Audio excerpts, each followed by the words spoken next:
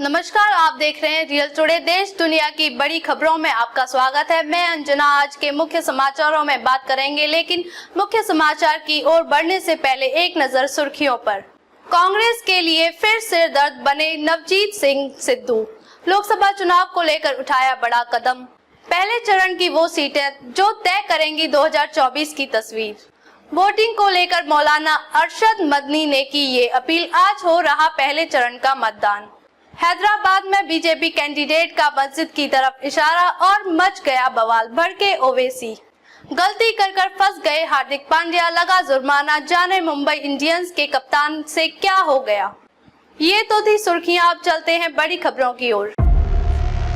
पटियाला में गुरुवार को नवजोत सिंह सिद्धू के घर पर बैठक हुई। इस बैठक में नवजोत सिंह सिद्धू और उनके गुट के नेताओं ने फैसला लिया है कि लोकसभा चुनाव में न तो कांग्रेस के प्रत्याशियों के पक्ष में प्रचार करेंगे और न ही किसी भी कार्यक्रम में कांग्रेस प्रत्याशी के साथ चलेंगे। इस बैठक में नवजोत सिंह सिद्धू के अलावा पंजाब कांग्रेस के पूर्व अध्यक्ष शमशेर सिंह दुल्लो, पूर्व विधायक नाजर सिंह मानशाहिया, जगदेव सिंह कमालू, महेश इंद्र सिंह और भटिंडा देहाती के कांग्रेस इंचार्ज हरविंदर लाड़ी समेत कई कांग्रेस नेता मौजूद रहे। इस बैठक में तय हुआ कि जब पार्टी को जरूरत होती है तो उनको नवजोत सिंह सिद्धू की याद आ जाती है, लेकिन चुनाव के बाद में उनको अनदेखा कर दिया जाता है। पार्टी ने जिस समय लोकसभा चुनाव के प्रत्याशी तय किए थे, उस दौरान नवजोत सिंह सिद्धू से कोई चर्चा नहीं की गई।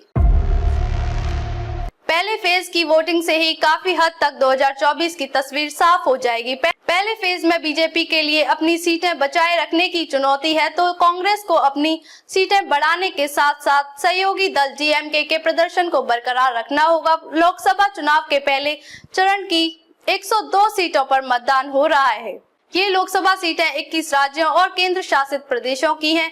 उत्तर प्रदेश, बिहार, पश्चिम बंगाल की चुनिंदा सीटों के साथ उत्तराखंड, तमिलनाडु और अरुणाचल प्रदेश की सभी सीटों पर पहले ही फेज में चुनाव पूरी तरह से निपट जाएंगे। इस चरण के मतदान से ही काफी हद तक 2024 की तस्वीर साफ हो जाएगी। पहले फेज में बीजेपी के लिए अपनी सीटें बचाए रखने की चुनौती है, तो कांग्रेस को अपनी सीटें बढ़ाने के साथ साथ सहयोगी दल डीएमके के प्रदर्शन को बरकरार रखना होगा।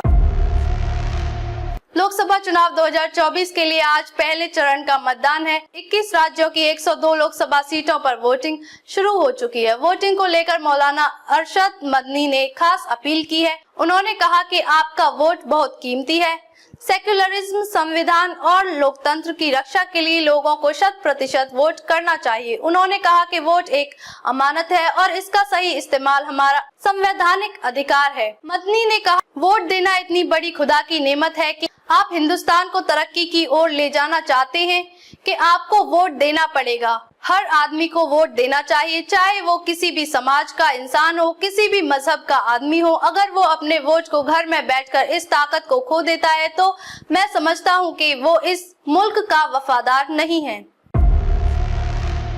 एआईएमआईएम प्रमुख और हैदराबाद के सांसद ओवैसी उनके खिलाफ कार्रवाई की मांग कर रहे हैं। असदुद्दीन ओवैसी ने कहा कि अब चुनाव आयोग ने कोई कार्रवाई नहीं की। अगर यही काम मैं किया होता तो बड़ा विवाद हो जाता। हैदराबाद की भाजपा उम्मीदवार चुनाव के पहले ही विवादों में घिर गई है। हैदराबाद लोकसभा क्षेत्र में एआईएमआईएम सांसद ओवैसी को टक्कर देने के लिए भारतीय जनता पार्टी ने महिला हिंदुत्व चेहरा कोम्पेला माधवी लता को मैदान में उतारा है। यह पहली बार है जब भाजपा ने ऑल इंडिया मजलिस-ए-इत्तेहादुल मुस्लिमीन के गढ़ पुराने शहर क्षेत्र में एक महिला उम्मीदवार को लड़ाया है।